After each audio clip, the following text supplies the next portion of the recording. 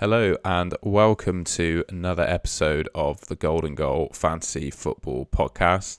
My name's Tom and I'm going to be taking you through a quick little preview of, I say quick, you've got quite a lot to get through, but a preview of Gameweek 11 in Sky Sports Fantasy Football. I'm going to start with just a quick run through of what happened in Gameweek 10. I feel like there's a few talking points. I'll go through the scores, some players that picked up bonus points every game, and based on like the performances last week, some players that I think are really good picks going forward. Got some Twitter questions, other stats from courtesy of Fantasy Football Stuff. I've pulled a couple of useful things off that I don't think have been presented on other podcasts. So I'll show those, and let's get right into it.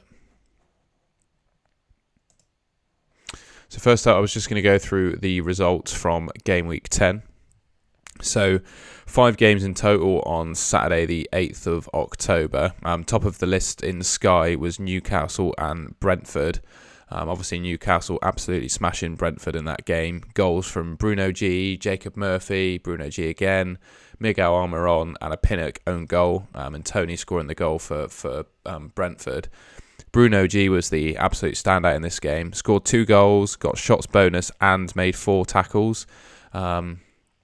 I think looking at his stats in Sky, just as a player, he has been pretty consistent of recent. So definitely one to keep an eye on for the future as well, because quite a few people had him in their teams at the start. He got injured. I don't think he did too well for bonus before he got injured either. I can't really remember, but I think he's good value at 8.3. And he seems to be getting the attacking returns that we were used to last season.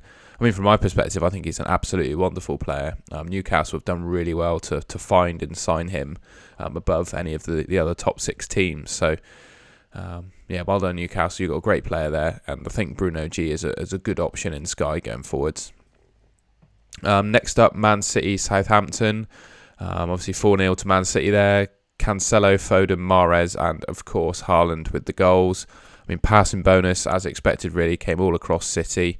Number of players in their team getting it, and tackle bonus going to Akanji as well, who could be a bit of an option going forwards. I think he's only 8 million, same as Ake. Just the thing is with City defenders, who's going to play, and I think we got a question later on about that, so I'll try and answer that. From the Southampton perspective, obviously they conceded 4 goals, so there's not really much across their team in terms of points. Their keeper got saves bonus, which you'd expect after conceding 4 goals. He did make some saves, and then Salisu got tackle bonus, but there's nothing really to note there. Chelsea 3, Wolves 0. Havertz, Pulisic and Broja, obviously with the goals. Passing bonuses went to Chalobah and Koulibaly. Tackles also went to Koulibaly as well. He came away with a nice, I think, 12-pointer with passing in tackle bonus. He was in my team, so I was really content with that, especially after being let down by him a number of times, getting injured, getting sent off, and just all round being a bit rubbish. So it was nice to see him get a double bonus and a clean sheet. Cucurella got tackles. Jorginho Gallagher also got tackles. And then from Wolves, Sarr got saves bonus, but obviously it doesn't really matter when they concede 3 goals. Moutinho with tackle bonus as well. Bournemouth 2, Leicester 1. Neto with saves bonus. Goals from Billing, Christie and Daka. And then from Leicester, a few bonuses to mention. Evans, passing bonus. Faze, the new Leicester centre-back, got a double bonus. Obviously still conceded the 2 goals. And then tackles went to Tielemans and Barnes as well. And then the final game on the Saturday, it was Brighton-Tottenham. Obviously goal from Harry Kane for Tottenham. But interestingly, from Brighton, a number of players got passing bonus. So Lewis Dunk made 68 passes. Webster of 72. McAllister, who I think is a really good option going forward. We'll talk about him in a little bit. He made 104 passes in that game and got 4 tackles. And Casado as well, who I know is probably, in some people that are watching this team, as their sort of midfield enabler. He made 81 passes. Loris got saves bonus. Højbjerg, 69 passes. And Bentancur got tackle bonus. And just quickly moving on to the Sunday. West Ham 3, Fulham 1, Bowen, Scamacca, Antonio with the goals for West Ham, Pereira with the goals for Fulham. Passing bonus went to Rice and Tim Ream from Fulham as well. Both Fulham centre-backs either got bonus or were quite close to it in that game. Not really too much to mention beyond that, really. Next game, Palace Leeds. Quite pleased to see Tyler Adams finally getting some bonus points after I brought him in. Tier 2 tackles in that one. Goals for Palace came from Edouard and Eze. Stroik scored for Leeds. And saves bonus for both of the keepers as well. But other than tackle bonus for Adams, I'm not sure in Sky there was too much excitement. I think a few people probably would have bought Zaha recently or right on the day. He got a nice assist, so yeah, be happy with those points. Next game, Arsenal-Liverpool. I didn't actually watch this game because I was at a swimming competition, but it was a bit of a shame that I missed it because it sounded like one of the best games of the season. Fair play to Arsenal; they look pretty good, and I also think that Liverpool would probably help them look good with some of their defending. Obviously, goals from Martinelli and a Saka brace. Darwin Núñez and Firmino with the goals for Liverpool. There weren't many bonus points in this game. Van Dijk got tackles, shots bonus for some goal scorers, and Jesus got shots bonus as well. And Alisson got saves bonus, but other than that, not too much to talk about. Everton against United, 2-1 to United. Iwobi scored for Everton. Anthony and Ronaldo with the United goals. Martinez and Lindelof both came away with passing bonus from that game. Casemiro with tackles. He also made 55 passes. And Ronaldo got shots bonus as well. But that's about all there is to talk about on the Sunday. And then on the Monday, it was a game that I covered, but I just didn't really care what happened. I had Dean Henderson as my captain. And I was at training. I got home, saw the score, and was like... the goal came from Ashley Young as well, of all people. But yeah, nothing for Henderson as my captain, of course. 2-pointer, no saves. Made one save all game according to this. And yeah, conceded a goal. Kouyaté got shots bonus for Forest, but no one's got him. Mings and Konsa both getting passing bonus, which is a little bit interesting. And then Buendia and Ramsey came away with tackles. But yeah, that's about it for the Game Week 10 fixtures. Hopefully just a bit of insight there in terms of how players did. I think for me, really, with the upcoming fixtures, the most interesting player, in my personal opinion, is McAllister, making over 100 passes. I think the new manager is favouring him in sort of a ball distribution, playmaking role, which makes him quite exciting in Sky. And him alongside Tyler Adams, who looks to be getting consistent bonus. I think those are two good midfield enablers alongside obviously Polinia, who blanked for the first time I can remember. He blanked on Sunday. He didn't get his usual tackle bonus. So what I thought I'd do is just flash up the fixtures from Game Week 11, talk about how I think they're going to go, who the best captain is. So on Friday the 14th, we got Brentford against Brighton. I think, in my opinion, the best captain on paper on the day is Tony. I think he's got the biggest chance of getting a haul. He's on penalties. He's guaranteed to play. Will probably play 90 minutes. I do fancy him to score in this game. But if you look down at the Tuesday, the 18th as well, if you pick a Brighton player, you can also captain them on the Tuesday. So I think I'm going to go with McAllister. I don't know who in my team I'm going to swap him for yet, but I think I'm going to buy McAllister on the Friday and then just have him as captain on Friday and Tuesday.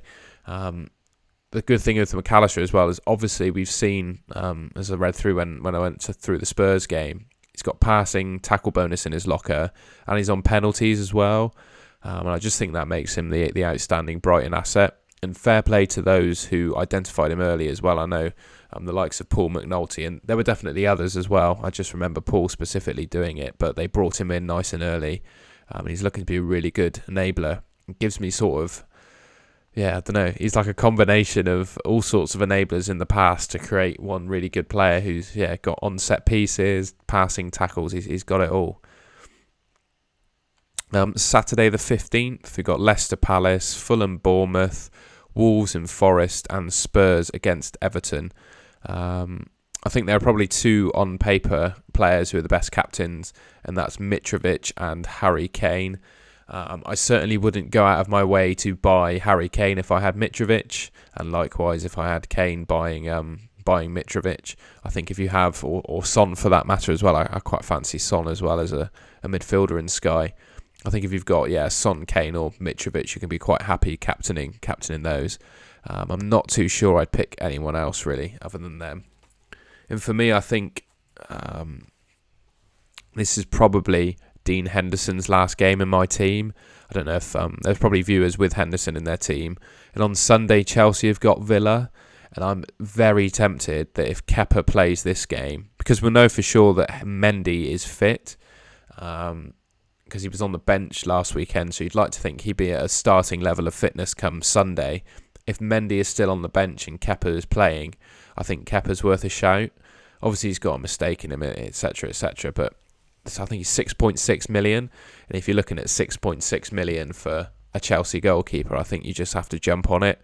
It might be that he only plays until the World Cup, but that's all you really need.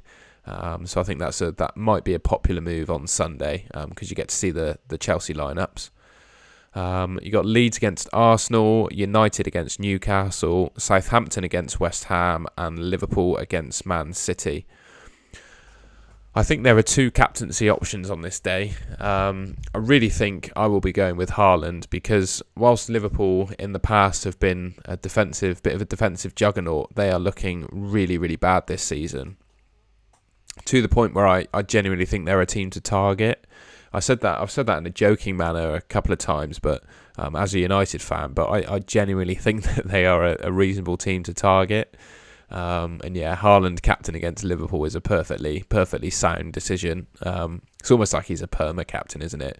I would give an honourable mention to Jesus against Leeds as well. I think he could do quite well against them, but I think you'd be going against the vast majority on Haaland if you did that. Tuesday the 18th, we got Brighton against Forest, Palace against Wolves.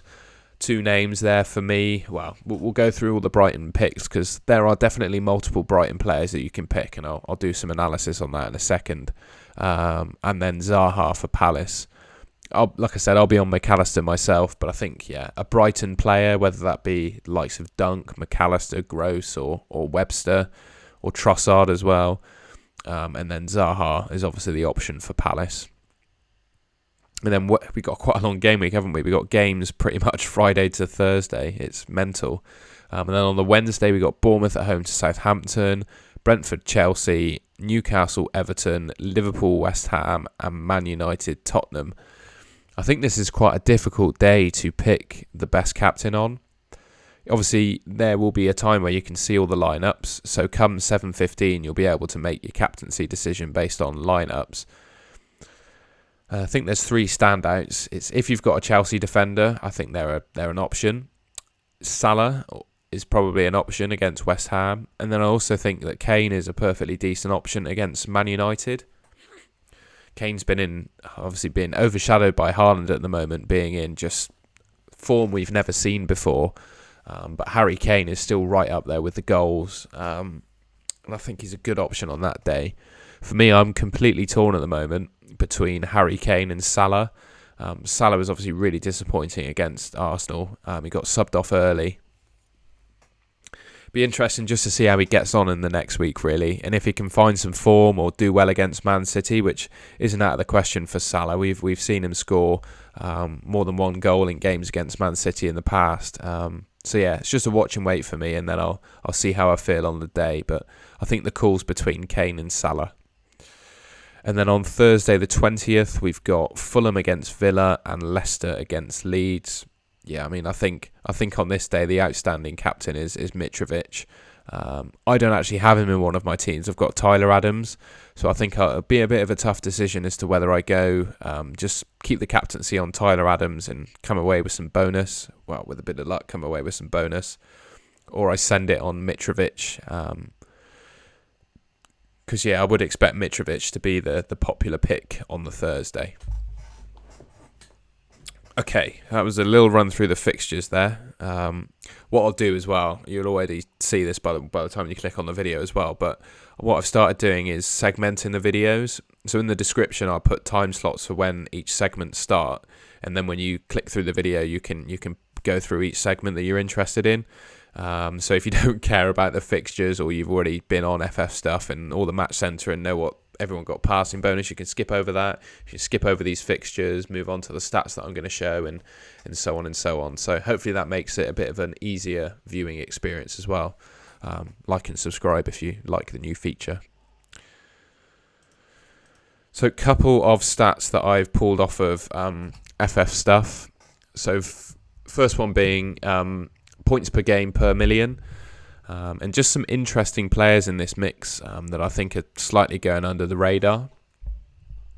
So looking at this, the top three are Erling Haaland. So these are players that I think have played a minimum of 5 games. I set the filter on. So they've basically played half the season. So you can consider these players to be pretty nailed, well, at least when they're fit. Firmino is in second place. He's had a really good start to the season. The only thing with Firmino is he's now competing with Nunez and Jota. So there's 3 players fighting for 2 positions basically, but he's had a really strong start to the season, so it's just one to keep an eye on. A player that again is an alternative to Henderson is even cheaper. It's Bournemouth's keeper Neto.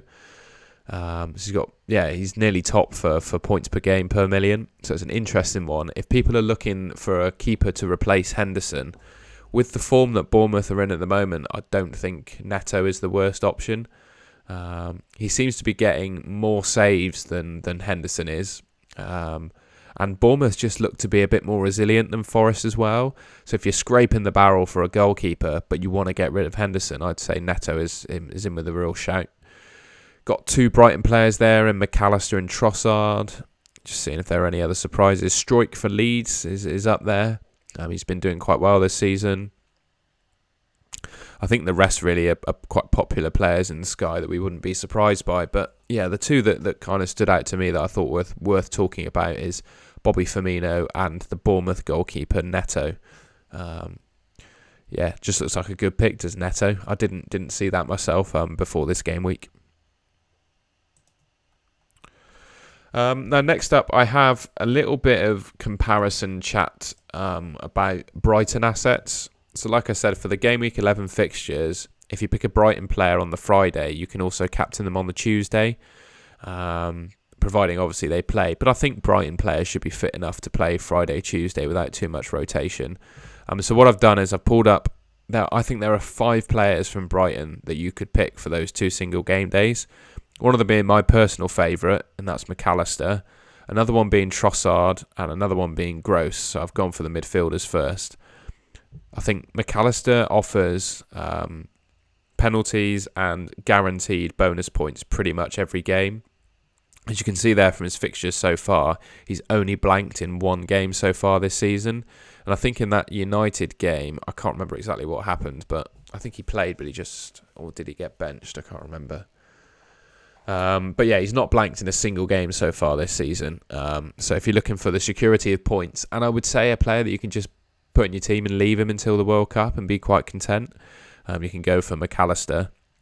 I think Trossard definitely has more explosive potential than McAllister does. I think they're both as nailed as each other. He's obviously a little bit more expensive, and he doesn't have the security of bonus points. But yeah, he's been on a pretty good scoring form this season, and if you're looking for a bit more explosive upside, obviously Trossard is the pick for those 2 games. And Brentford, and who is their second fixture against? Just have to check back at the fixtures.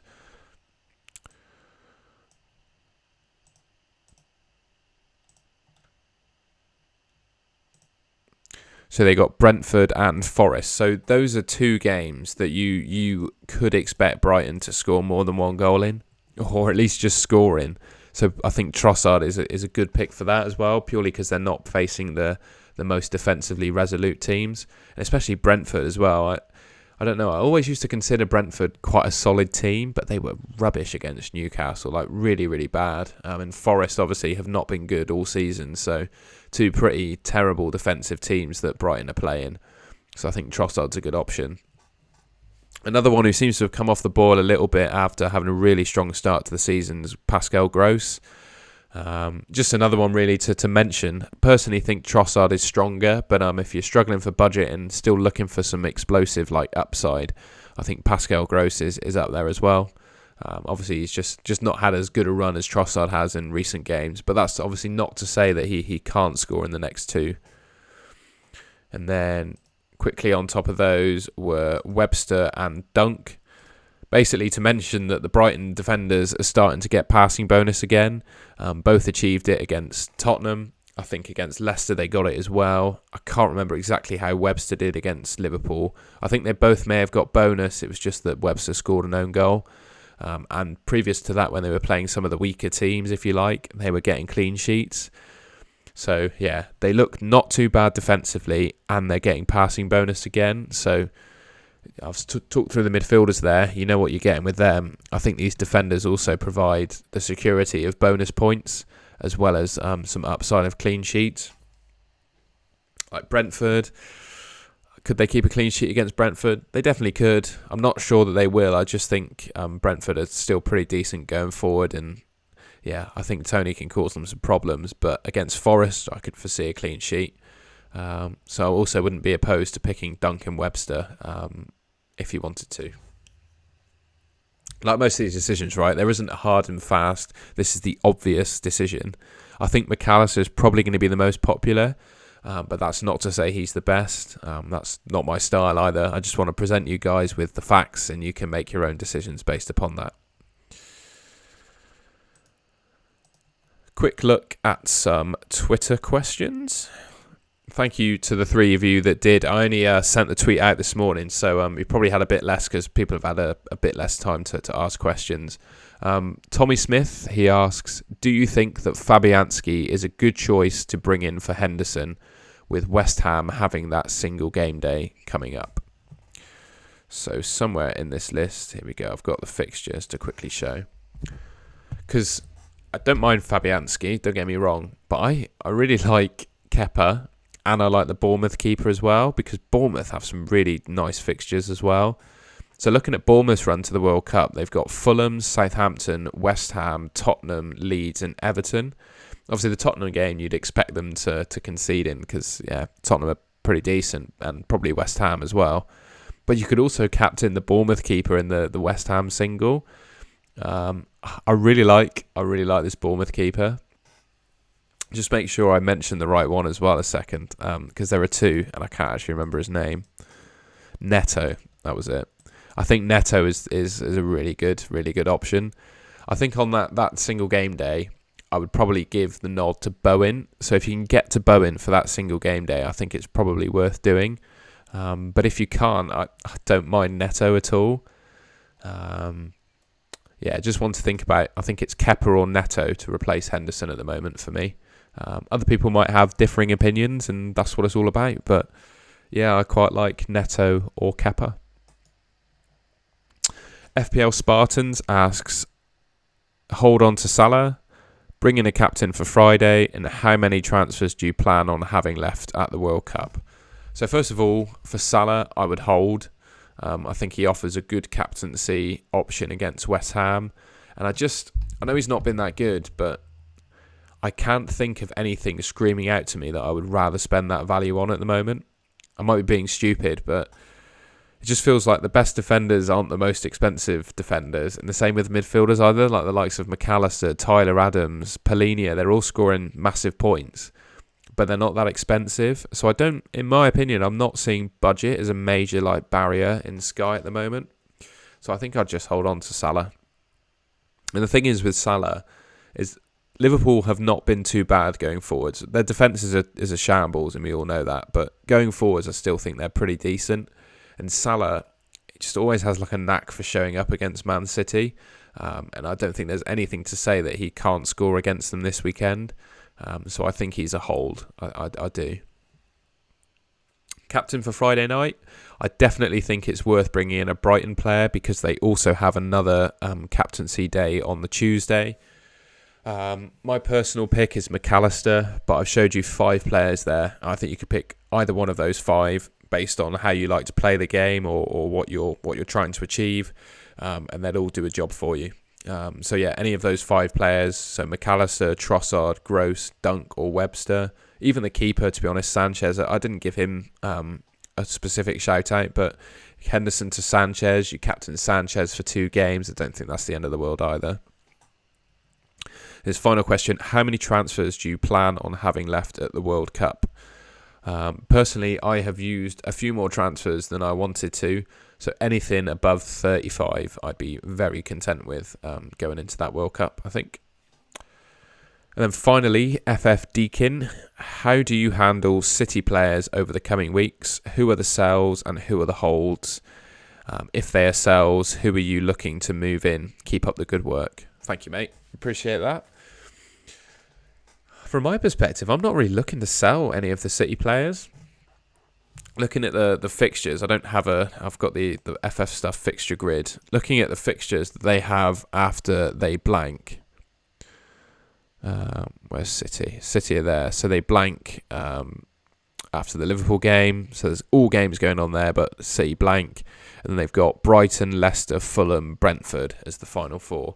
Now, I think those are 4 games that City players can score goals in, keep clean sheets, get passing, get tackle bonus. You know, you could easily see 4 clean sheets in those games, in my opinion. And then I asked a question on the 3-for-1 pod earlier in the week. Could you do a City block defence? I'm really considering trying to do a City block defence for those 4 games. I remember it wasn't last season, or there may have been a block defence opportunity last season as well. But the season before last, there was a time where City had like 5 or 6 amazing defensive fixtures, and I literally had 4 Man City defenders. They all played like 90% of the game, and I probably gained nearly 70 or 80 points from having them. So it's something to really consider for that period is can you build a block Man City defence? Problem being at the moment is that they have so many defenders. I think John Stones is obviously injured. Laporte's coming back into the fold. They've got Diaz, they've got Ake, they've got Akanji, they've got Sergi Gomez. Kyle Walker's probably out for a few more weeks, to be fair, so he might not be too much of an option in that period. And they've got the Spanish Sergio Gomez, the Spanish fullback as well. The only problem is rotation. I just hope by the 22nd of October that Laporte sort of solidifies himself in the City team, because you could do a treble up of Laporte, Cancelo and Ederson. I think based on last season form and how Pep perceives his players, I think Laporte is his favourite centre-back, his number 1 centre-back. Certainly last season he was.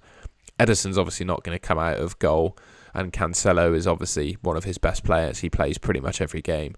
So I think though that trio is a good solid 3 to pick. I also don't mind Diaz, of course. He's been playing quite regularly, but he did get dropped after the international break, so he's not immune from rotation either. So maybe you could call it a 4 of Diaz, Laporte, Cancelo and Ederson.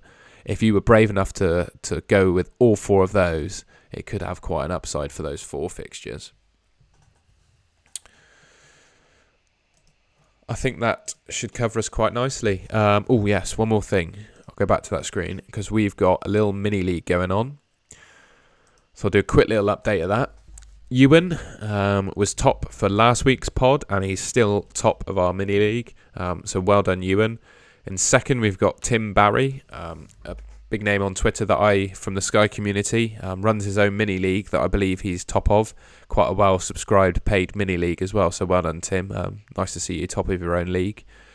Sean Rawlins in third, Mitchell Gregson in fourth, Zach Padmore in fifth, Mark in sixth, Ross in seventh, Dennis in eighth, Martin in ninth, and Danny in 10th. Ewan's got quite a lead at the moment over Tim, but Tim seems to be gaining some ground, and I think we knew last week that Ewan had used more transfers than the average. But obviously he has the points on the board to show for it. So yeah, he's going to take some catching, I think. So well done, Ewan. Biscuits are on your way at the moment. So yeah, that concludes the pod. Thank you for watching. If you enjoyed it, give us a like and subscribe. Hopefully, it's just me again, obviously. Sam's still here. He's just, got a difficult work routine that doesn't mix well with mine at the moment. So I'm just going to do this. Just decided to do this on my own tonight so that we get something up. And hopefully next week I can find a time slot with Sam to chat some Sky. But until then, I'll see you later. Goodbye.